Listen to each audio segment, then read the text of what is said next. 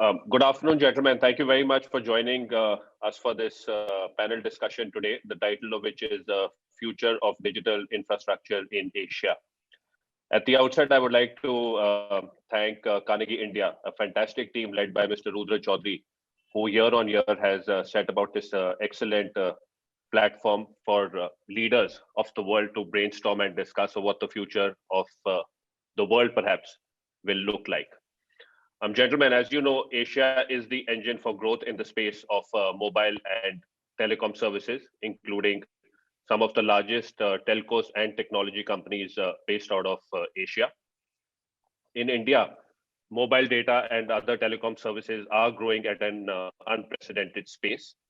Super apps such as Paytm, Ola, and even government of India owned apps such as the Arogya Setu, which is the COVID app developed in very, very real time in India, are really showing of what technology holds in India.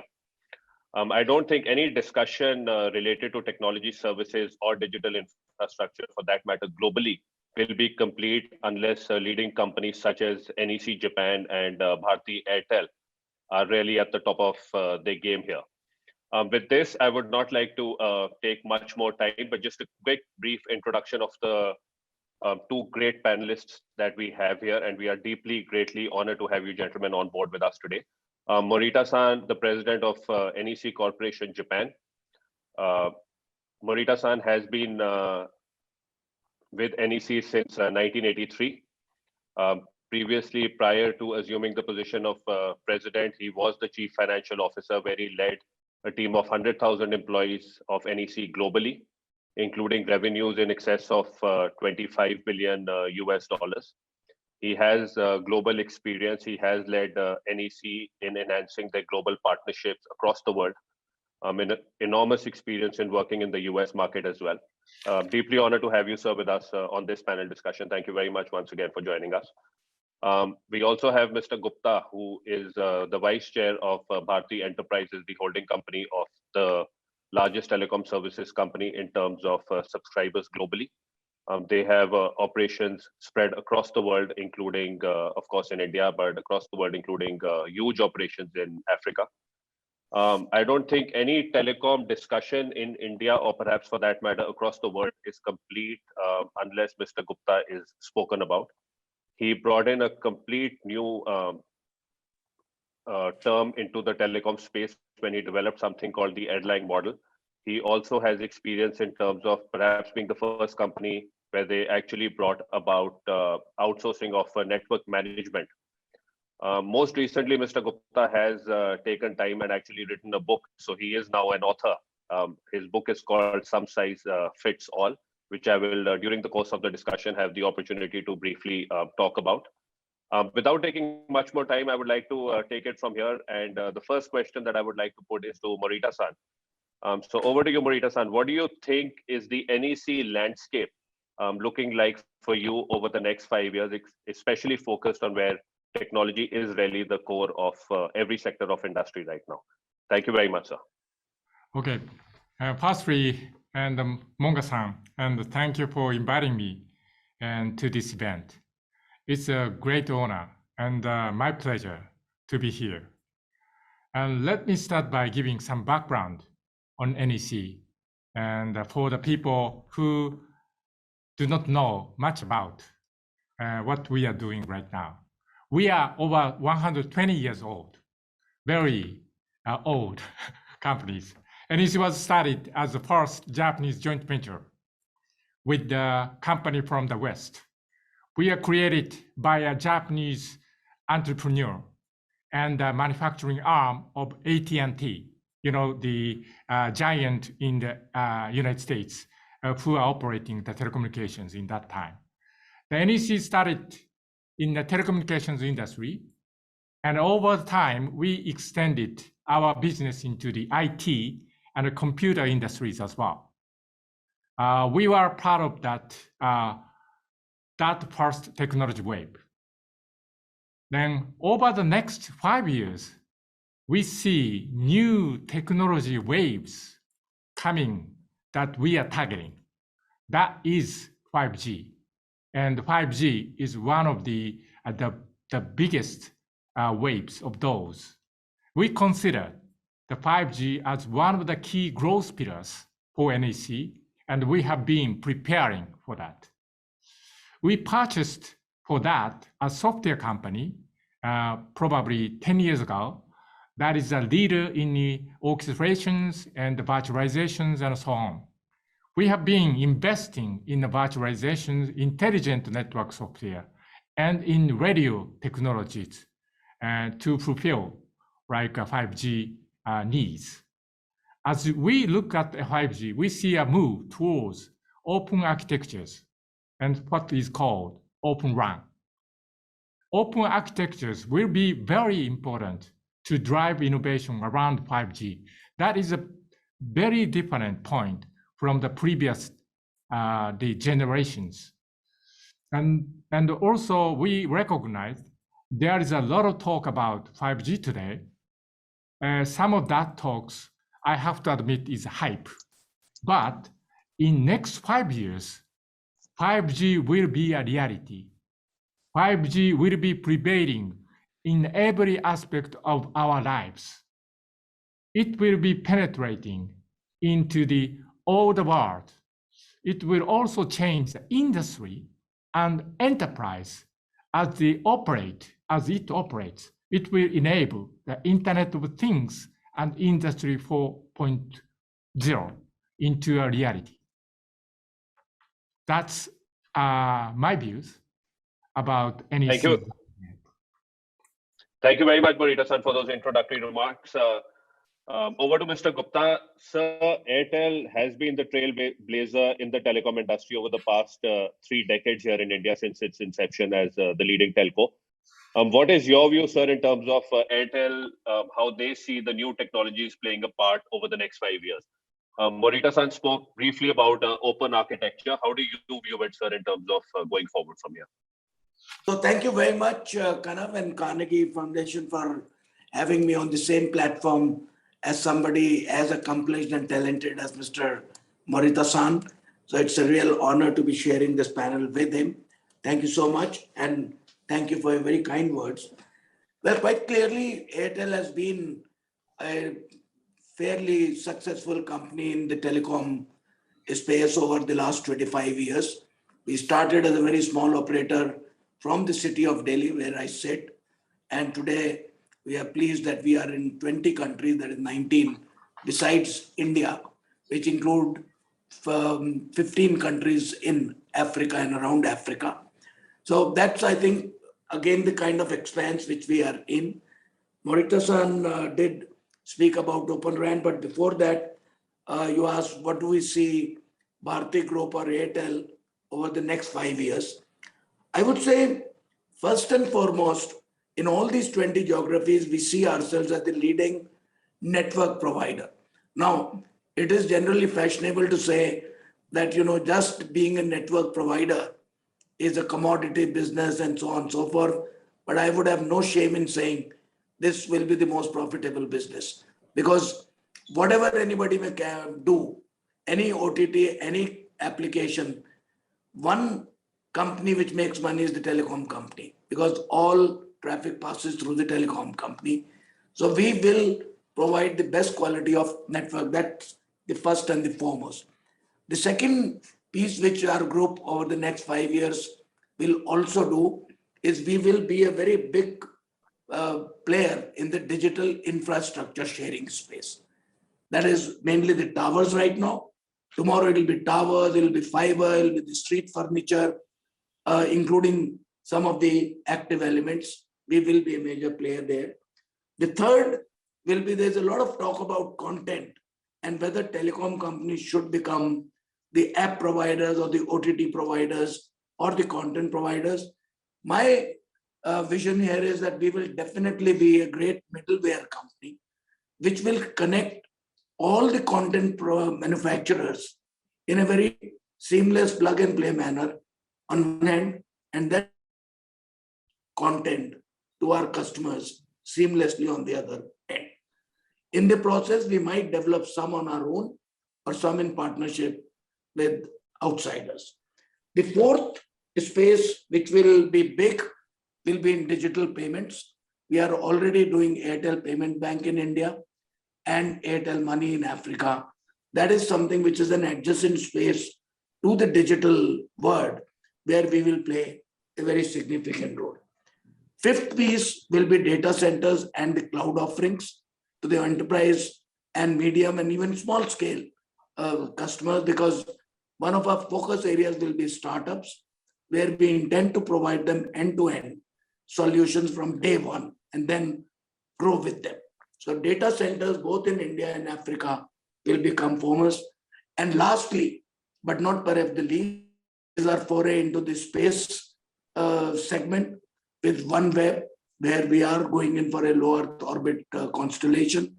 And we are already providing services, commercial services there now, but we would be covering the globe within a second or third quarter of next year. So I think that's going to be a very interesting development, where we see satellite communication as complementary to the terrestrial communication. But considering the fact that even today, more than 2 billion people don't have access to broadband, I think satellite communication will fill in this big, huge gap, which terrestrial will never find it economical to do. So those are some of the things. And coming to Open RAN, well, very clearly, the world has to move on to a position where we move away from proprietary technologies. And I think Open RAN will have a major impact as a first step towards that. Thank you very much, sir, for those remarks. Morita-san, the next question to you, please, sir. We understand that Japan and India are strong partners. We briefly did mention about the close relationship that Prime Minister Modi and Prime Minister Abe, then continuing to Prime Minister Suga and now Prime Minister Kishida share. How do you see, sir, at the bilateral and perhaps the multilateral levels, how does NEC see India and Japan working as close partners? Yeah, thank you. So first of all, as you said, and to Prime Minister, and also including new Prime Minister and our Kishida-san, and he's also very much favoring the relationships between the two countries. That is a kind of a big backbones for the accelerating all the collaborations between the two countries. Let me provide some context by explaining how we view the movement and in these industries around the world first. And Open RAN is placed already in Japan, and it has been deployed by two leading innovative leaders, and NTT Docomo, the world first 5G commercial Open RAN, and Rakuten Mobile, fully cloud native Open RAN. And so in this context, Japan is a kind of source of these new innovative technologies. And here, NEC played a very important role as a technology partner for both of those rollouts. We are also seeing early trials in the deployment in Europe. NEC is a leader in those projects, Vodafone UK, DT's Orange Town, Telefónica's 4 core global markets, Spain, Germany, UK, and Brazil. And the UK government led neutral RAN programs, and also we are participating. And as you know, the US is a big promoter of Open RAN, and they have some national security concerns. So those are the background. And now Asia is the next, and India is the biggest, most important market in Asia for the world, as well as for Japan as well. India has a large population. It has a significant influence on its neighbors. And it has important mega players that, like Airtel, that will deliver the new solutions that 5G promises. So I think we see a great opportunity and the collaborations in India. And we are betting on that. Okay, thanks very much, Morita-san. Sir, talking about how Airtel has played and enhanced their global partnerships. And as you rightly mentioned, sir, in the beginning, you started off with one telecom circle here in Delhi as a service provider and to reach 20 national geographies. The question to you, sir, you've recently written a very interesting book called Some Size Fits All, which I have had the pleasure of reading. In that, you talk about, sir, the Erlang model, the trust relationship that one needs to build on. And also, you briefly mentioned about the first network management contract that Airtel had actually signed way back.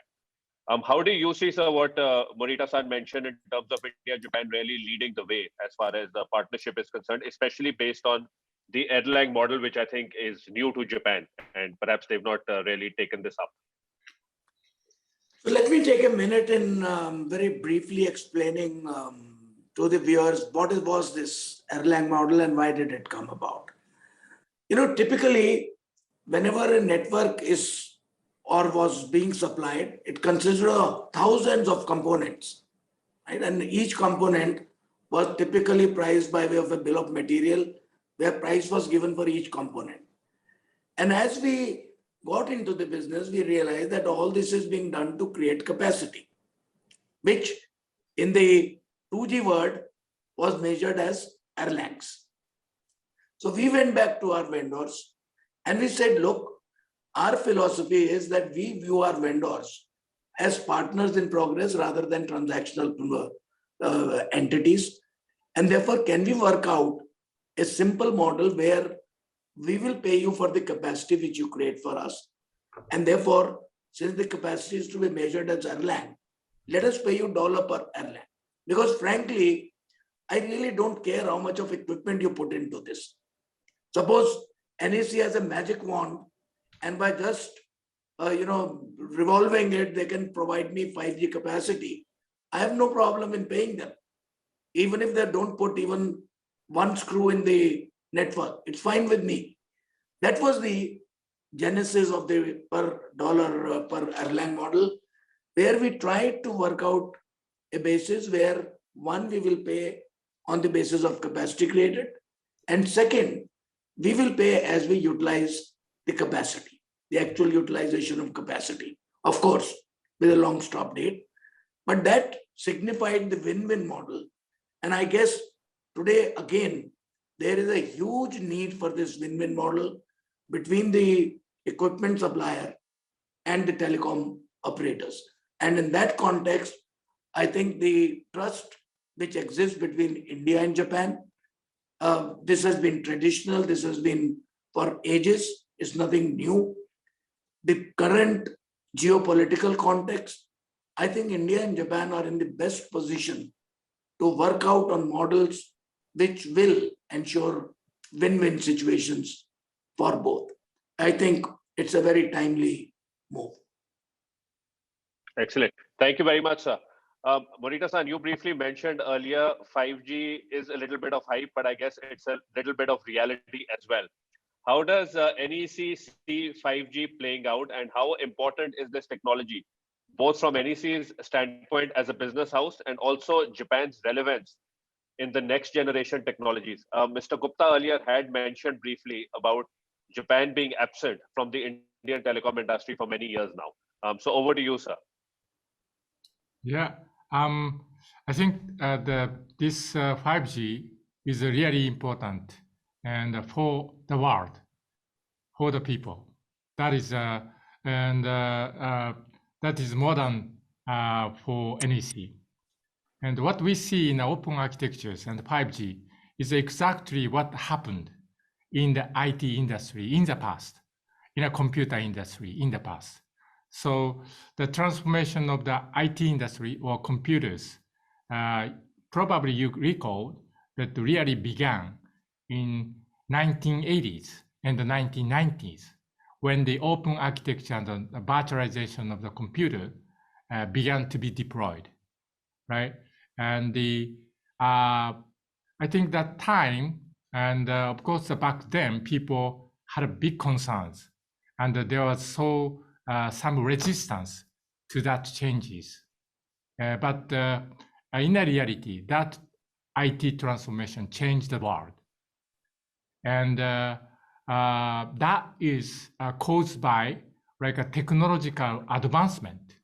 And the technology advancement created that path for the transformation. And cost of computers significantly dropped. The new ecosystems were created. The new entrance and comes in and created new values, new solutions. And there were a lot of the new innovations and the value creation happened.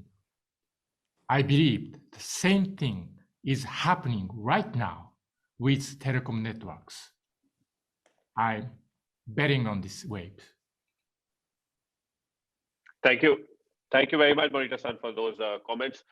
Sir, Mr. Gupta, in reference to 5G here in India, we are hearing a lot about the timeline in terms of spectrum auction, the use cases, and of course, Airtel's plans as well in terms of rolling out 5G. How do you see this playing out, sir, here in the Indian context? And of course, the most important question is when you spoke about street furniture creating infrastructure, how do you see the cost playing out versus the use cases that will be available for 5G? Right. I think without a doubt, 5G, one could argue, is a little ahead of time in India. I personally don't believe so, because India has a very large telecom industry and market, has got to be on the forefront of all these evolutions of technology. And therefore, it's absolutely the right time, to my mind, for India to introduce 5G.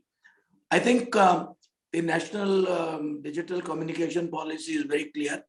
Revenue maximization is not the aim of the government. This is the time they need to walk the talk. If the spectrum prices are low and there is a condition that 5G rollout has to be stringent, I think the aim of NDCP to provide broadband connectivity to all Indians will be fulfilled, which means 5G needs to go deep into the country and not confined to just a few cities. I think once you have that in mind, I think there are enough use cases in India. First and foremost, while people are on the mobile, a lot of them need higher speeds than what 4G can provide today. It's a natural evolution of human behavior. So mobile industry itself, 5G will start playing a big role, because people need much higher speeds and much larger capacities. The second big piece, which I mentioned, will be the fixed wireless broadband, which we can provide all over the country by way of 5G. And that can be a huge business case. It can be a big business use. But what is extremely important is the government has got to allow the operators to put capital in networks rather than only in spectrum. And in that context, I must mention what Morita-san just mentioned. I think open architecture did revolutionize IT industry, and that is going to revolutionize telecom industry. I want to, through your program, request Morita-san to try and work out solutions whereby in future, as the technology evolves and we go from 4G to 5G and 5G to 6G and 6G to 7G and so on and so forth, which is bound to happen over time with much bigger capacities, much larger, much better speeds, work out a solution that the operators do not have to completely configure their networks. They don't have to keep adding huge amount of equipment. Please work out software solutions, work out solutions of pricing based on the extra capacity which will be provided rather than the extra equipment which will be provided. And that could transform telecom industry. And I believe players like NEC can take a leading role in making this transformational change in telecom industry, which unfortunately till now has not been done, because my feeling is it suited the vendors so far. So I guess Japan can play a very leading role in transforming telecom industry by way of providing this kind of a solution, which has not yet been done. Thanks very much, sir. Morita-san, that leads me to the next question, which basically what Mr. Gupta has said is that perhaps Open RAN is the way in terms of reducing the TCO for a telco. And with that, sir, what do you think Japan and various parts of the world already have shown clear advantages of Open RAN for what 5G and the benefits of Open RAN adoption are? Of course, price being the most important. So your views on this, sir? Yeah. Thank you for Mr. Gupta's the comments and about your expectations and for Japan, including our company. And while we are seeing a lot of interest in Open RAN, and as you understand that there are still skepticism and some doubts and concerns. And I'm very optimistic about it. And as you can see in the past, and in the case of IT, the technology will solve eternally the problems that people are concerned about. You see that the NTT in Japan and has already seen the good cost savings, and because of released their report and publicly. And as open architectures are adapted, new technology players will enter the market. This also will bring innovation and further lowering the TCO for O-RAN. And we really see three big benefit categories for O-RAN.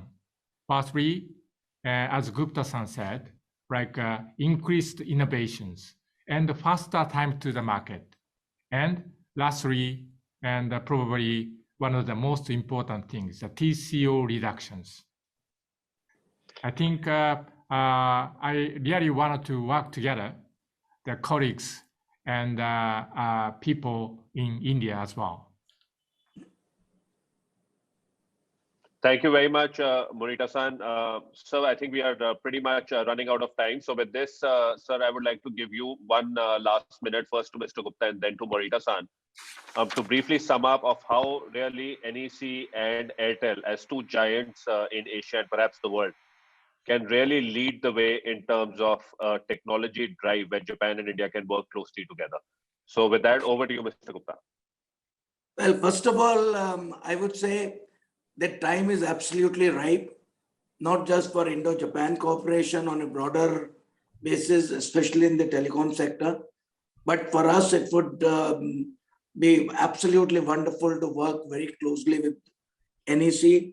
We have already had NEC participate in the O-RAN Alliance demonstration, which Bharti Airtel ran. So we have already started engaging. And I really hope that we can take this to the next level. As I said, the roadmap for technology will have to be very different going forward. Because if the operators can only pay for the incremental capacity without having to change the whole system and disrupt everything, that would be a great innovation, which will help the vendors, which will help the operators. It will be on the same basis like a tower. The moment you put some more equipment, it's only an incremental cost and not a full tenancy. I guess I was very keenly look forward to associating with Morita-san and his company. And between our groups, I think there is a great future for Indo-Japan cooperation in telecom sector in India. Thank you very much, sir, for those comments. Morita-san, to sum up, how do you see NEC and Airtel playing a collaborative role in defining the next generation of technology, perhaps through India, Japan, and then for the rest of the world?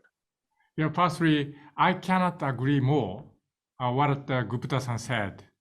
And I really fortunate and to have like a person like Gupta-san and to take the same like a lead in these industries.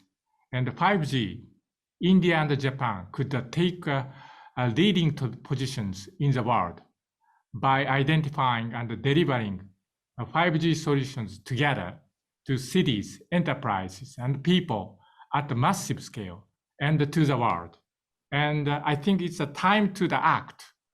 And I wanted to work together with the Gupta-san and your company and you people and make things happen. Thank you.